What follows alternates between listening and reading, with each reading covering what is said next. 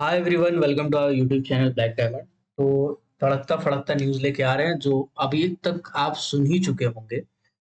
चलिए पूरा डिटेल में बात करते हैं। बहुत सारे कंफ्यूजन है लोगों को, तो सुनाते हैं, समझाते हैं। थोड़ा पेशेंस रखिए, 10 मिनट आपका सब डाउट क्लियर हो जाएगा। तो एससीसीएल की तरफ से माइनिंग सरदार का जो ऑफिशियल और फाइनल लिस्ट है माइनिंग सरदार वाला, उसको जारी कर दिया गया है। इसके पीछे का पूरा कहानी मैं बताना चाहूंगा। 30/1/2023 को एक वैकेंसी निकाला गया था एससीसीएल की तरफ से, जो कि कोल इंडिया लिमिटेड का एक सब्सिडरी है।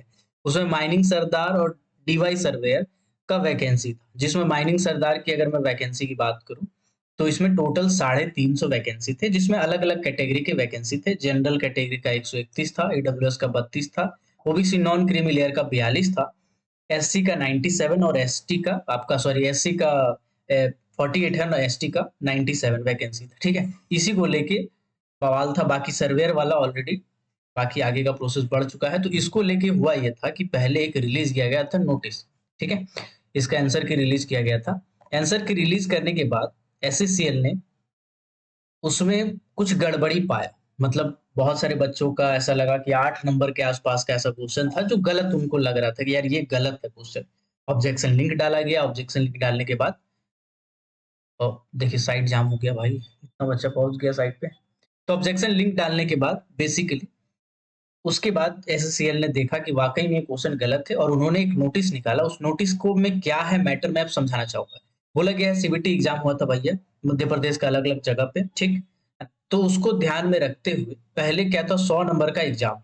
ठीक है, लेकिन उसमें से जब ईडीसीआईएल का बेसिकली ईडीसीआईएल द्वारा टोटल मिला करके 10 नंबर बोनस मिला था। ठीक है, दोनों मतलब 10 नंबर बड़ा घटा था, जिसमें से 2 नंबर जेन्युइन था, जो सही होना चाहिए था। लोगों को ऐसा लगा था। एक माइंड सेट वाला क्वेश्चन, एक कुछ और क्वेश्चन था। तो उसको छोड़ के बाकी 8 नंबर बेतुका, किसी का बढ़ा किसी का घटा। मतलब समझ के चलिए बहुत को बोनस मिल गया, बहुत को नहीं मिला। तो ये तो गलत हो गया ना भाई। किसी के साथ 8 नंबर का हेर फेर, मतलब कि वैकेंसी या तो किसी को मिल गया या नहीं मिला। तो एससीसीएल ने ऐसा नोटिस जारी किया है कि अब कोर्ट का एक पहले जजमेंट दिया है। कोर्ट का जजमेंट का एक कोर्ट दिया हुआ है। बोला गया है कि जम्मू कश्मीर का स्टेट में कोई एग्जाम हुआ था, तो उसमें पंकज शर्मा नाम के कोई व्यक्ति थे।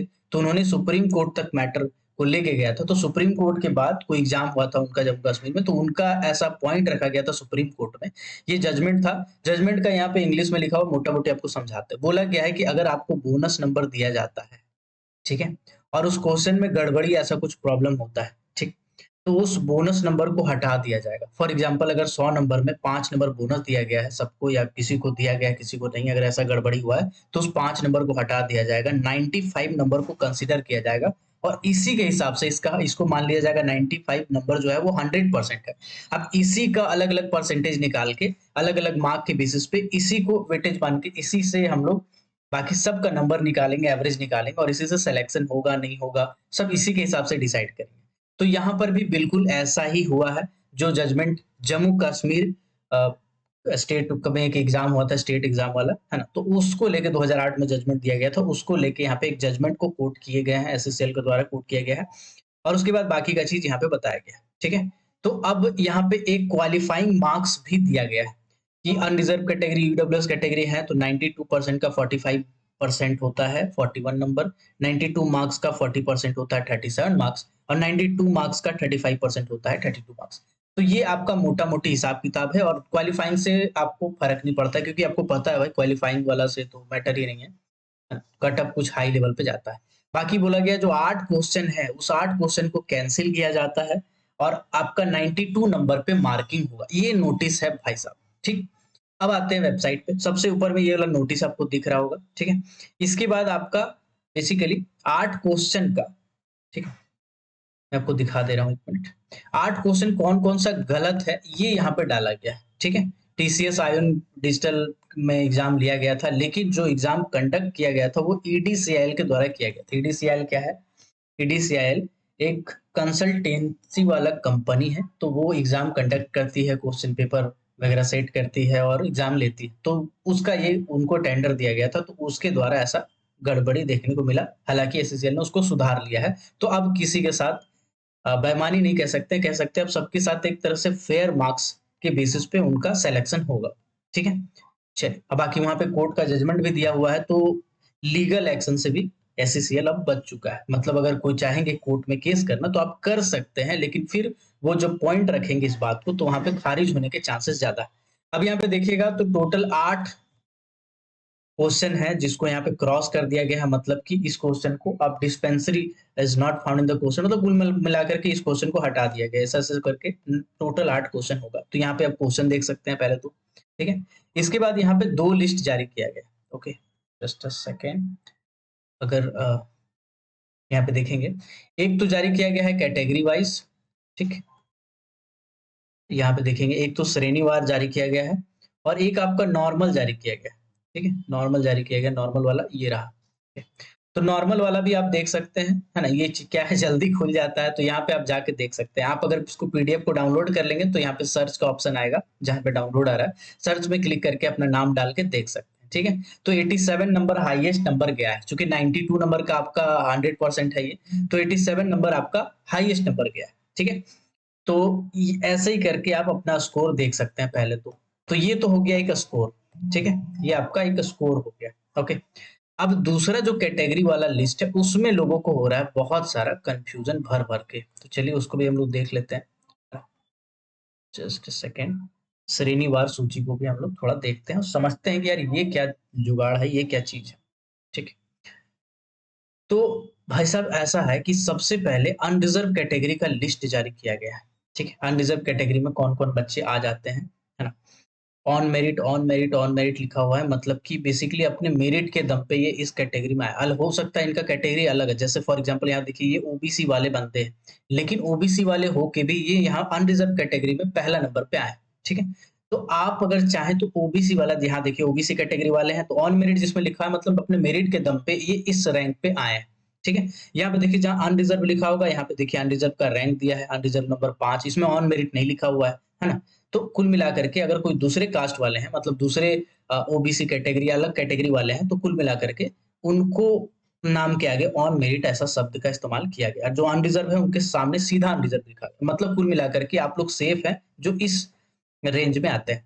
अब अनरिजर्व का कितना सीट है पहले ये आपको देखने वाली बात है। तो अनरिजर्व का जो सीट था वो था 131, तो 131 बच्चे जो होंगे वो पूरी तरह से सेफ है। चलिए देखते हैं 131 बच्चे को। तो 131 यहाँ स्क्रॉल करते हैं, स्क्रॉल करते हैं, स्क्रॉल करते जाते हैं, ठीक है। तो देखिए 131 यहाँ पे समाप्त होता है। तो 131 में लास्ट नंबर है शायद सौरभ दसौंधी का, है ना। तो आपका 131 नंबर यहाँ ऑन मेरिट लिखा हुआ है, ठीक है। ओबीसी कैटेगरी में है, लेकिन 131 नंबर तक आप आते हैं तो आप यहाँ तक सेफ हैं पूरी तरह से। तो जनरल कैटेगरी का हो गया 131 सीट। चलिए अब बढ़ते हैं आगे। अब आगे देखेंगे तो यहाँ पे लिखा हुआ है कि अब ओबीसी कैटेगरी वाला होगा, सॉरी ईडब्ल्यूएस कैटेगरी वाले होंगे। तो चलिए ईडब्ल्यूएस कैटेगरी का यहाँ देखते हैं कितना सीट है, 32 सीट है, ठीक है। तो ईडब्ल्यूएस कैटेगरी का 32 बच्चे हैं क्या, चलिए चेक करते हैं। ईडब्ल्यूएस कैटेगरी का यहाँ पे 32 बच्चे होंगे, तो बिल्कुल 32 कैटेगरी, 32 बच्चे ईडब्ल्यूएस कैटेगरी वाले हैं, तो जिनका भी इस लिस्ट में नाम है वो पूरी तरह से सेफ। इसके बाद अगला जो कैटेगरी आता है वो ओबीसी का आता है। तो ओबीसी का लिस्ट हम देखते हैं एक बार। ओबीसी का है 42 सीट्स, ठीक। तो चेक करते हैं ओबीसी का। अब यहाँ पे जो बच्चे का यहाँ ओबीसी नंबर 1 लिखा हुआ है, मतलब कि इनको ओबीसी कैटेगरी में वो सीटें मिलेंगी। ओबीसी कैटेगरी में 1 number, 2 number, 3 number, 4 number, 5 number में आएगा। आप बोलेंगे सर अनरिजर्व कैटेगरी में कोई बंदा पहला नंबर में आ गया, लेकिन वो है ओबीसी कैटेगरी वाला बच्चा, तो उसको ओबीसी का सीट मिलेगा कि अनरिजर्व का? देखिए भाई साहब उसको मिलेगा अनरिजर्व का सीट। ओबीसी कैटेगरी वाला सीट उसको मिल जाएगा जो इस ओबीसी कैटेगरी में आते हैं, और ओबीसी का स्पेशल लिस्ट निकाला गया है। मतलब इस लिस्ट में जिस कैटेगरी में आपका नाम है उस कैटेगरी में आप जा सकते हैं, ठीक। चलिए यहाँ तक आपका हो गया होगा क्लियर। ओबीसी वाला यहाँ लिस्ट देख सकते हैं। ओबीसी वाले का टोटल 42 सीट था, देखिए 42 हो गया, है ना। देख लीजिए यहाँ पे 42 सीट था, ये 42 क्लियर हो गया। ओके, एक एक सीट को यहाँ क्लियर कर दिया गया है, तो ये अब ट्रांसपेरेंसी हो गया है ऐसा आपको मान लेना चाहिए, ठीक है। क्योंकि अब अगर कोर्ट कचहरी का मैटर में पढ़ते हैं तो आपको थोड़ा सा लंबा समय लग सकता है, अगर आप सही भी हैं तो अपने आप को साबित करने में। लेकिन ऐसा क्या है मैटर अंदर का वो पता नहीं भाई साहब, है ना। अब यहाँ पे देखिएगा एससी कैटेगरी का 48 सीट है, तो यहाँ पे देखिएगा पूरा पूरी लिखा हुआ है एससी कैटेगरी का सीट 48, यहाँ तक 48 सीट, ठीक है। तो पूरा श्रेणी वाइज श्रेणी लिस्ट निकाल दिया गया। अभी इसके बाद एससी हो गया, एसटी कैटेगरी का कैंडिडेट को देखते हैं। चलिए, एसटी कैटेगरी का 97 सीट था। देखिए एसटी कैटेगरी का 97 आप देख सकते हैं यहाँ तक, ठीक है। इसके बाद अब आप अगर आप देखेंगे तो आपका लिस्ट खत्म हो जाता है, तो मतलब एसटी कैटेगरी का 72 नंबर गया है कट ऑफ, ठीक है ना। क्यों ऐसा गया है? क्योंकि 92 पे है भाई। हमने कट ऑफ वाला जो वीडियो बनाया था एकदम सही था, लेकिन उसमें 8 नंबर कट गया, 8 नंबर का क्वेश्चन ही साइड हो गया, तो ऑब्वियस सी बात है कट ऑफ तो पूरा ऊपर नीचे हो जाएगा। अब इस लिस्ट में अगर आपका नाम है कैटेगरी वाइज, तो आप मुस्कुराइए, आप सेफ हैं, ठीक है। अब आपको एक नोटिस दिया जाएगा, यहीं पे कहीं नोटिस आएगा, अभी तो आया नहीं है। नोटिस दिया जाएगा कि डॉक्यूमेंट वेरिफिकेशन के लिए आपको कहाँ पे कितना बजे आना है, और ज्यादातर चांसेस है कि एससीसीएल जुलाई के महीने में ही डॉक्यूमेंट वेरिफिकेशन भी करा लेगा और मेडिकल भी करा लेगा, ठीक है। ये दोनों आपका जुलाई के महीने में हो जाएगा, और अगस्त से होते होते तक, मतलब अगस्त स्टार्टिंग में आपका ज्वाइनिंग हो जाना चाहिए, ऐसा उम्मीद है, क्योंकि एससीसीएल को जरूरत है अर्जेंट, ठीक है। वो रुका हुआ था ईडीसीआईएल के चक्कर में, कि ईडीसीआईएल अपना जो क्लियरिफिकेशन है वो क्लियरिफिकेशन दे, तब जाके वो सुधार करे, और सुधार करके फाइनली एससीसीएल ने अपना रिजल्ट आउट कर दिया। अब इसमें बहुत सारे बच्चों को फायदा हुआ होगा, बहुत सारे बच्चों को थोड़ा बहुत नुकसान हुआ होगा, और बहुत को तो बहुत बड़ा नुकसान हुआ होगा। 8 नंबर जो बोनस मिल गया, तो हो सकता है उनका नंबर बहुत आगे आ गया होगा, अब अचानक से बहुत पीछे चले गए। तो ऐसे कैंडिडेट जिनको फ़ायदा हुआ, घाटा हुआ, अच्छा लगा, बुरा लगा, आपको आपका क्या ओपिनियन है भाई साहब? कमेंट सेक्शन में ज़रूर बताइए, क्योंकि मैं पढ़ने वाला हूँ इस वीडियो का सभी कमेंट को पढ़ने वाला हूँ, और कुछ एनालाइज़ करने वाला, हो सकता है उस पे मैं वीडियो भी बनाऊँ।